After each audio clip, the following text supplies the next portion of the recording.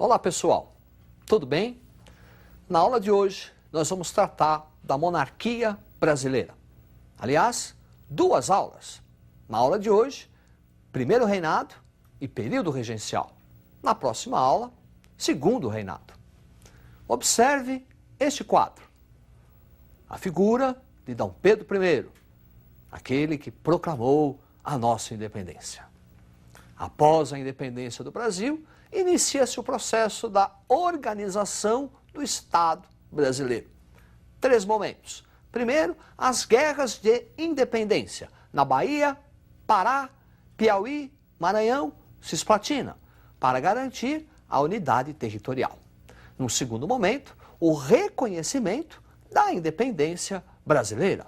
Observe este quadro. Reconhecimento da nossa independência. Os primeiros a reconhecer a independência foram os Estados Unidos da América, em nome da doutrina Monroe. A América para os americanos. Os problemas da América devem ser resolvidos por quem mora na América. Portugal vai reconhecer a nossa independência em 1825, mediante uma indenização, 2 milhões de libras esterlinas.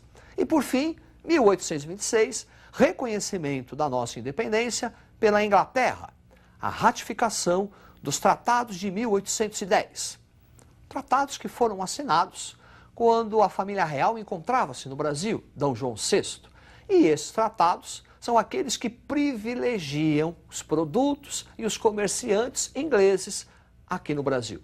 Portanto, para reconhecer a nossa independência, a Inglaterra exigiu por mais 15 anos a permanência dos privilégios econômicos. O que significa dizer politicamente independente, economicamente não. O terceiro processo é o processo para a Constituição do Brasil, juridicamente falando. Um processo para a elaboração da primeira Constituição Nacional.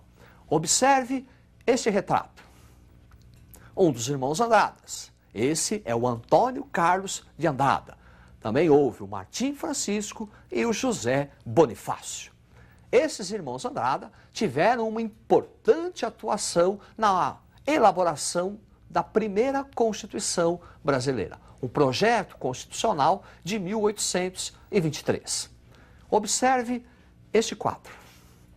Projeto de 1823, onde, através desse projeto, o poder executivo seria limitado pelo poder legislativo e a criação do chamado voto censitário.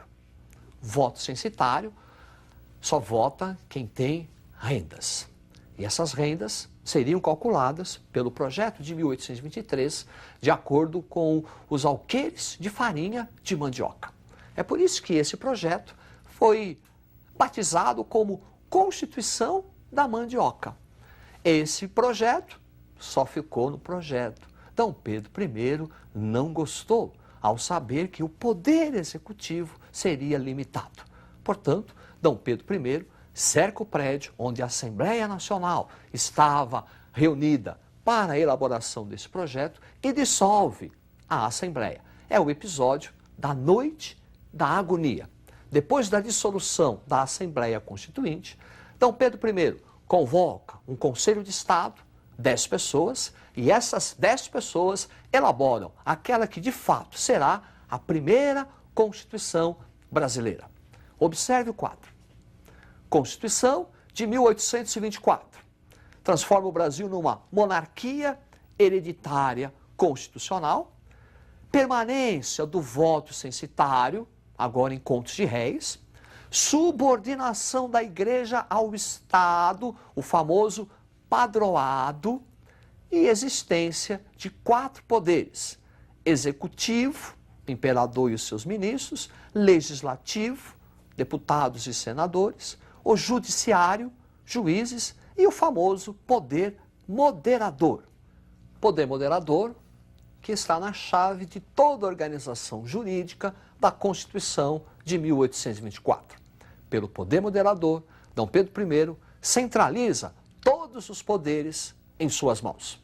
Ele pode dissolver a Câmara de Deputados, pode nomear senadores e interferir nos assuntos religiosos. É contra esse autoritarismo, é contra essa intervenção do Estado, contra esse arbitrarismo de Dom Pedro I, vão ocorrer aqui no Brasil alguns levantes, alguns movimentos. Sendo o principal deles, vai ocorrer no Nordeste brasileiro. Observe esta imagem. Frei Caneca, um dos líderes da Confederação do Equador, que ocorreu no Nordeste brasileiro, envolvendo algumas províncias. Aí está Pernambuco, Piauí, Ceará, Paraíba e Rio Grande do Norte. Vão pedir a separação política do Brasil. É a Confederação do Equador. É um movimento contra a centralização do poder nas mãos do imperador. Esse movimento foi duramente reprimido pelas forças imperiais a mando de Dom Pedro I. Por conta disso, dessa autoridade do imperador, Dom Pedro I inicia a perda do seu prestígio, que vai acarretar no processo da abdicação, da renúncia ao trono. Observe o quadro.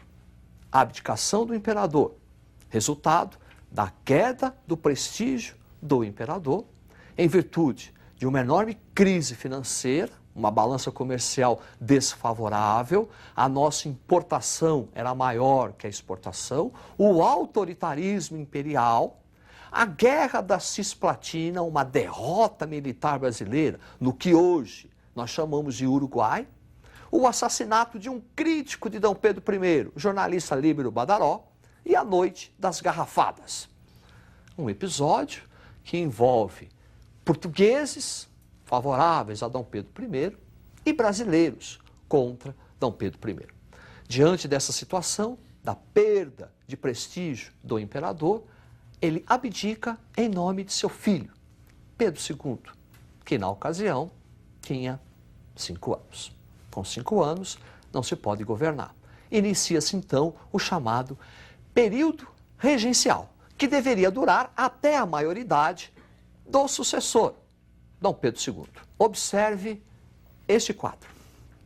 Aí está, regente Feijó, Antônio Diogo Feijó, personagem que vai ter uma importante atuação no período regencial. A regência, segundo a Constituição, deveria ser trina e permanente. 3 como regentes até a maioridade do imperador.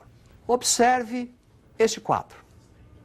Regência trina permanente, que foi de 31 até 1835. Forte atuação do padre Feijó, que nesse momento era ministro da Justiça.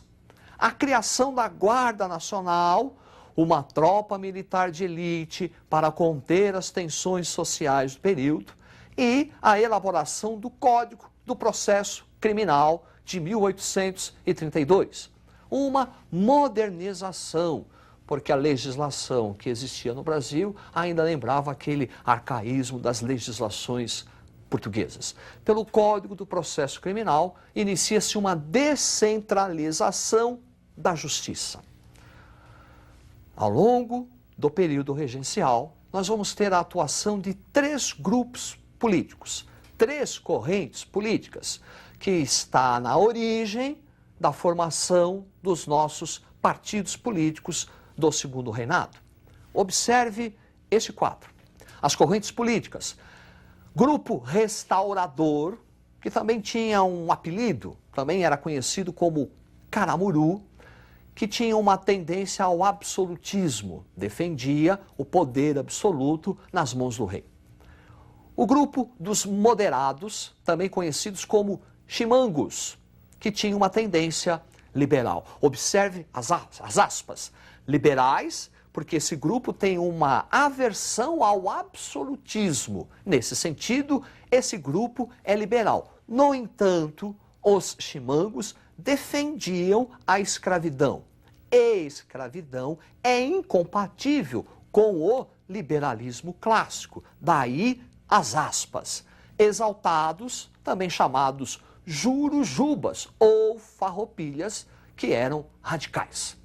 Radicais, questionavam o poder moderador.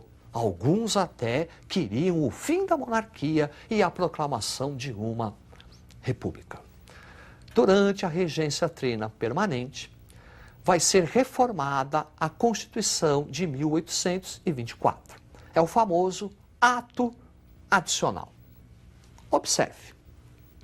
Ato Adicional de 1834, responsável pela criação das assembleias provinciais, iniciando uma descentralização administrativa. As províncias passam a ter o direito de cobrar impostos, a ter o direito de montar polícias. É uma descentralização administrativa. Criação do município neutro. Então, a cidade do Rio de Janeiro seria separada da província do Rio de Janeiro, nascendo o futuro Distrito Federal. E a adoção da regência una. Fim da regência trina e início da regência una, um só, eletiva e temporária. Um regente que seria eleito por um mandato, por um tempo, 4 anos.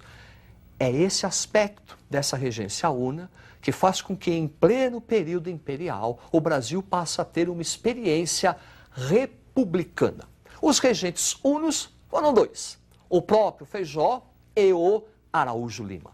E ao longo do período regencial das regências unas, nós vamos ter as rebeliões regenciais. Observe a imagem. Cabanagem, cabanas, à beira de rios no Pará. Então as rebeliões, a cabanagem no Pará, Sabinada, Bahia, Balaiada, Maranhão e a Guerra dos Farrapos no Rio Grande do Sul são as importantes. Observe esse quadro. Rebeliões regenciais possuíam caráter separatistas, possuíam também um caráter republicano, popular. Nós vamos ter a participação na cabanagem e a balaiada. Portanto, são revoltas com caráter social. E lá no Rio Grande do Sul, Farroupilhas é uma revolução ou uma guerra de elite. São os grandes proprietários de terra contra a política do governo de aumentar o preço do sal, prejudicando o seu comércio, já que eles viviam do charque, a carne com sal. Ao longo ainda do período regencial, nós vamos ter a formação dos partidos políticos. Observe, o grupo restaurador passa a se chamar regressista e, ao longo do segundo reinado, Partido Conservador. O grupo moderado chama-se progressista e, ao longo do segundo reinado, Partido Liberal. Partido Conservador e Partido Liberal idênticos. Como diz a expressão da época, farinhas do mesmo saco. Grandes proprietários de terra, escravocratas e monarquistas. Para encerrar, observe o quadro.